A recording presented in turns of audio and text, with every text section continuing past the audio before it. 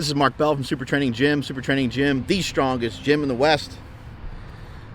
The mind is like a magnet, and it'll attract and pick up things that we believe in. A magnet is not going to pick up a bunch of popsicle sticks, basically. I want to talk to you today a little bit about this hat, and I'm going to relate it back to this quote that I just read. Try not is a concept that I really truly believe in. Obviously, you've heard Yoda talk about it before. It's do or do not, right? There is no try. I've seen this example given before.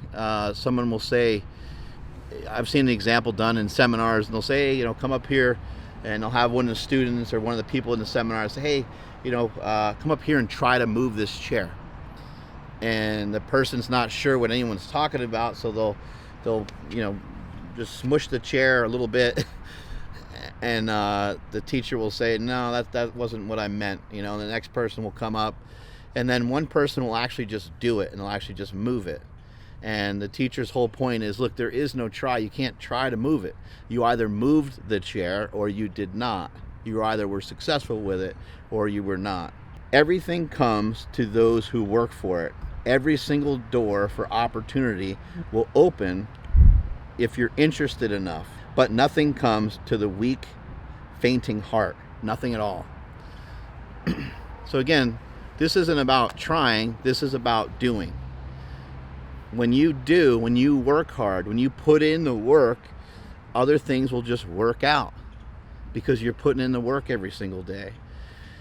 I had a discussion with my brother a while back, and my brother was saying how he was trying something. He's like, yeah, I've been trying this, and I've been trying really hard.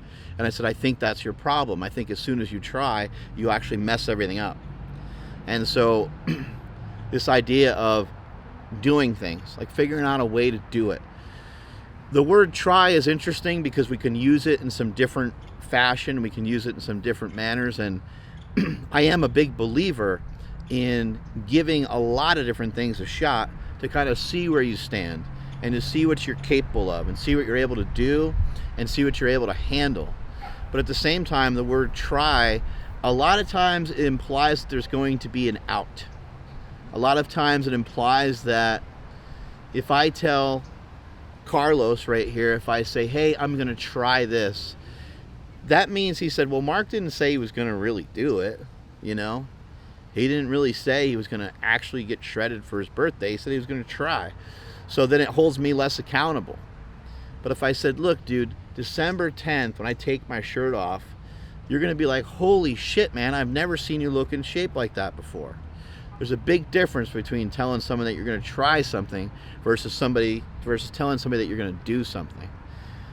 Telling somebody that you're going to do something is exposing yourself. Telling somebody that you're going to do something is like taking your pants off and being like, yo, just you're letting it all hang out, so to speak. And you're like, hey, this is what I'm working with here. Sometimes I think we're scared to say what we're going to do. We don't feel confident enough in ourselves to say what we're going to do. And so this idea of try not is something that's really important to me, and that's why I made a hat about it. And that's why it's got the little slingshot web in there, because we're going to be selling this thing. The more I started to think about it, the more I started to recognize how badass it is to make yourself accountable and to do stuff. And just because you fail at something, that doesn't necessarily mean that you tried it, because you still did it. For myself, I did a bodybuilding show. Did I try to do a bodybuilding show, or did I do one? I did one. I competed in bodybuilding. Does that make me a bodybuilder? I don't know. The other bodybuilders would have to determine that for me, I guess. But I think you guys catch my drift here, and I think you are picking up what I'm putting down. Remember what I said in the beginning about the magnet. A magnet is not going to pick up popsicle sticks. It's going to pick up things that you believe in. Your belief in yourself, in my opinion, is where all of our strength and all of our advantage as human beings lies.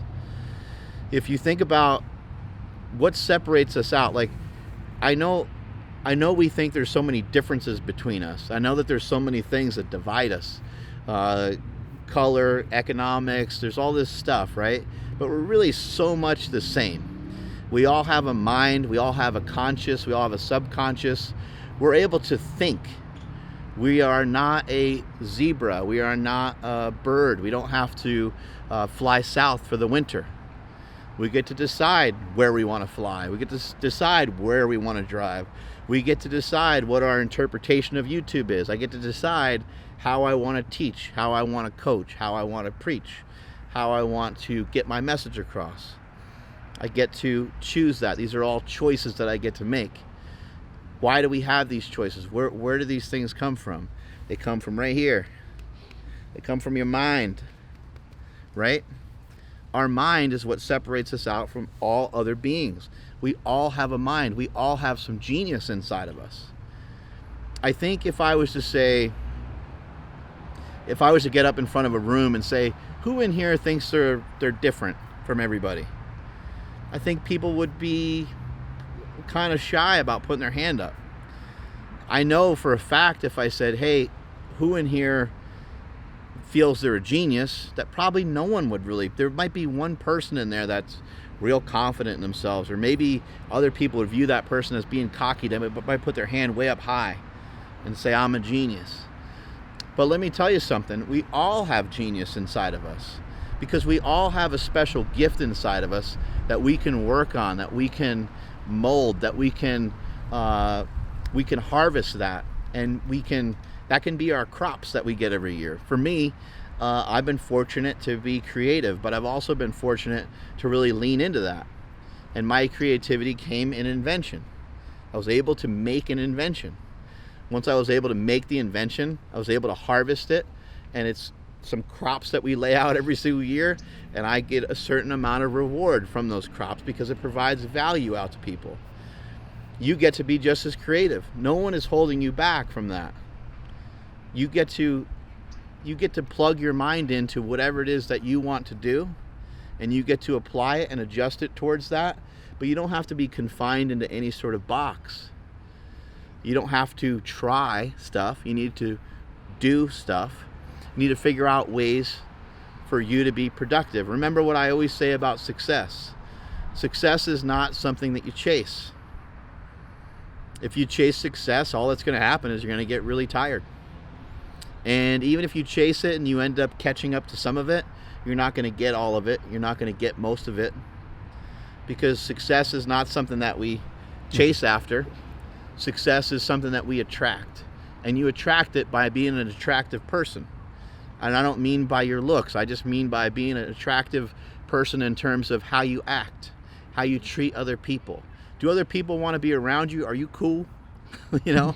Or are they like, oh shit, man, here he comes. If they are, it's going to be tough, man. It's going to be some tough sledding to try to get and gain the success that you want to get. And then you'll end up probably being somebody who typically says, oh, I was thinking about trying that someday. I was thinking about doing that, I was thinking about trying that someday. Rather than saying, no, I'm just going to shut up and I'm just going to do it. That's something that I learned from John Cena. I remember, John Cena's, he's not somebody I'm in contact with all the time. He has been a friend for over 20 years, but due to his schedule and due to my schedule, we're not communicating every day. But I remember just, chit-chatting with him one day, and he just started speaking Mandarin. And he's like, oh yeah, I've been doing some studying up on some Mandarin. But he's already 6 or 8 weeks into it. He's not telling me about something that he's going to try to be doing in the future. He's talking about, hey, like, same thing with you guys. I lost 20 pounds already. You're not telling me about you're going to try the carnivore diet. You're telling me about how you did it and you already lost some weight. So that's my thought process when it comes to trying. I think that it's something that we need to work on eliminating. And I think that we put too many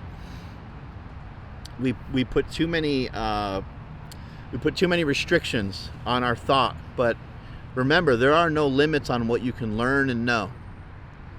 There are no limits whatsoever on what you can learn and know.